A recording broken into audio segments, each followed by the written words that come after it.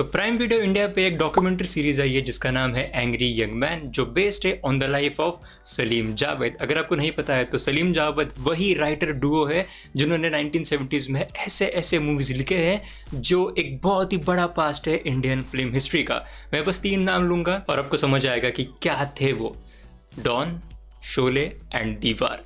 आप में से हर एक आदमी ने एटलीस्ट ये 3 मूवीज तो देखी ही होगी। और उनके इट्स पार्टनरशिप के बारे में एक और फैक्ट बताऊंगा। उन्होंने कुछ 24 मूवीज साथ में लिखे थे और उन्होंने 22 ब्लॉकबस्टर्स दिए उन 24 मूवीज में से। That is an unprecedented record सच में। लेकिन इस 3 एपिसोड के डॉक्यूमेंट्री सीरीज में, जिसमें लगभग एक एपिसोड ऑलमोस्ट 40-45 मिनट्स का है, तो इसमें हमें पता चलता है कि उनका कैसा स्ट्रगल था और वो कैसे मुंबई में उनका कोई भी नहीं था, दे वर टोटल आउटसाइडर्स, कैसे वो आउटसाइडर्स इंडस्ट्री में आए, फिर इंडस्ट्री में आने के बाद भी वो एक राइटर डुओ बने जो सुपरस्टार्स थे। और इनफैक्ट ऋतिक रोशन ने ही इस डॉक्यूमेंट्री में बताया कि उन्होंने उनके पास आज तक ऐसा कोई राइटर डुओ नहीं देखा जो प्रॉपर सुपरस्टार्स थे। और इस डॉक्यूमेंट्री में काफ़ी लोगों ने ऐसा भी बताया कि लोग बस उनका नाम देखते ही थिएटर्स में चले जाते थे, जो आज भी नहीं हो रहा है। सच में आज भी नहीं हो रहा है वैसा। हम एटलीस्ट डायरेक्टर को देख के मूवी देखने को जाते हैं, एक्टर को देख के तो जाते ही है, लेकिन आई डोंट थिंक सो कि अभी भी हम राइटर को देख के मूवी देखने के लिए जाते हैं। लेकिन उस टाइम पे सलीम जावेद की जोड़ी ऐसी थी कि उनका नाम देख के ही लोग मूवी देखने को जाते थे। और बाय द वे, ये जो राइटर्स का रिकग्निशन है उस टाइम पे तो आज जितना है उससे भी ज़्यादा खराब था, क्योंकि हम सबको पता है, मतलब जिनको भी फिल्म इंडस्ट्री के बारे में कुछ ना कुछ पता है तो उन्हें पता होता है, तो सबसे बड़े पैसे तो एक्टर लेके जाता है। अभी कुछ डायरेक्टर को लाइमलाइट मिलना शुरू हुई है,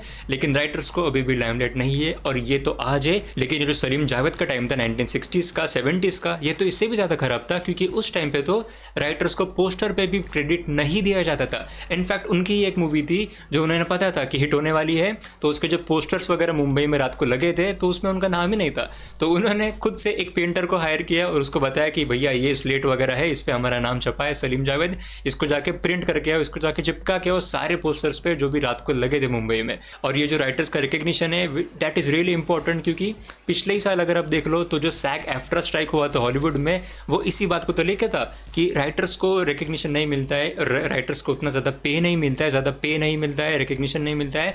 और इनफैक्ट AI भी अभी आ चुका है, तो AI के वजह से भी राइटर्स की जो जॉब है वो थोड़ी बहुत खतरे में आते हुए दिखाई देती है। मतलब होगा तो नहीं, लेकिन हाँ वैसे चांसेस तो थे। तो इसके वजह से ही पिछले साल सैग एफ्ट्रा स्ट्राइक हुई थी, और अभी तुम सोच सकते हो कि इतने साल बाद भी राइटर्स को वो एक प्रॉपर रिकग्निशन नहीं मिलता है।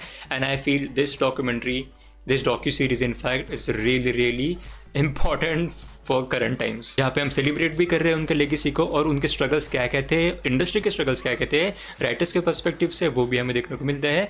एंड ऑफ कोर्स अगर हम उनके स्ट्रगल्स की बात करें तो कैसे उन्होंने उनका स्ट्रगल खुद राइटिंग में डेवलप किया, जैसे कि उनके फैमिली का स्ट्रगल था। और ऐसा भी काफ़ी लोगों ने बताया था पूरे डॉक्यूमेंट्री सीरीज में कि जितने भी ये बड़े बड़े मूवीज़ थे जो उन्होंने लिखे थे, तो उसमें एक एंग्री यंग मैन जो था वो अमिताभ बच्चन थे। वहाँ से उनकी शुरुआत हुई थी जंजीर मूवी से, और उनके सारे ये बड़े बड़े मूवीज़ में जो फीमेल का कैरेक्टर होता था, that character would be very strong.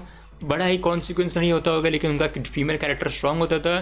फिर उसके बाद उनके मदर को लेके भी काफ़ी इंपॉर्टेंट चीज़ें उन्होंने लिखी हुई थी उनके पूरे बड़े बड़े मूवीज़ में, तो वो भी एक इंटीग्रल पार्ट था, क्योंकि सलीम जावेद दोनों ने ही at a very young age उनके मदर को खो दिया था। फिर आपको पता होगा कि शोले मूवी की क्या कहानी थी, क्योंकि शोले मूवी जब आई थी तब वो तो ऑलमोस्ट लोगों ने बोल दिया था कि फ्लॉप ही होने वाली, क्योंकि कोई लोग देखने को नहीं आया था। और Sholay movie was that big celebration movie type of कह सकते हो, कि जिसमें बड़ी सी लंबी सी स्टार कास्ट थी, सलीम जावेद थे, अमिताभ बच्चन थे, तो एक बड़ा सा एक इवेंट था। धर्मेंद्र थे, हेमा मालिनी थी, वो एक बड़ा सा इवेंट था। लेकिन जब मूवी थिएटर्स में आई कोई उसे देखने नहीं गया।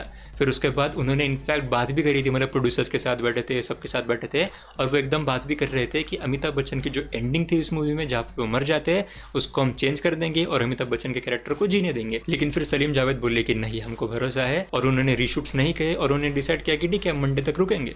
और मंडे के बाद हिस्ट्री लिटरली चेंज्ड। वैसे ही उन्होंने जंजीर के साथ भी एक कहानी बताई, क्योंकि जंजीर वो एक बड़ी उनकी मूवी होने वाली थी, पहली ही मूवी थी शायद से उनकी, और उसमें भी उन्हें जो मेन लीड एक्टर था वो मिल नहीं रहा था, क्योंकि जितने भी सारे बड़े बड़े नाम थे उन्होंने वो जंजीर का कैरेक्टर देख के मूवी को रिजेक्ट कर दिया था। बहुत बड़े बड़े नाम थे, लेकिन फिर वो ऐसे ही एक मूवी देखने गए जहाँ पे वो अमिताभ बच्चन की मूवी थी, तो उसी के बदौलत फिर उन्होंने डिसाइड किया कि हम अभी अमिताभ बच्चन को कास्ट करेंगे। And mind you, Amitabh Bachchan at that point in time was going through a very rough patch, क्योंकि उनके फ्लॉप्स पे फ्लॉप्स आ रही थी।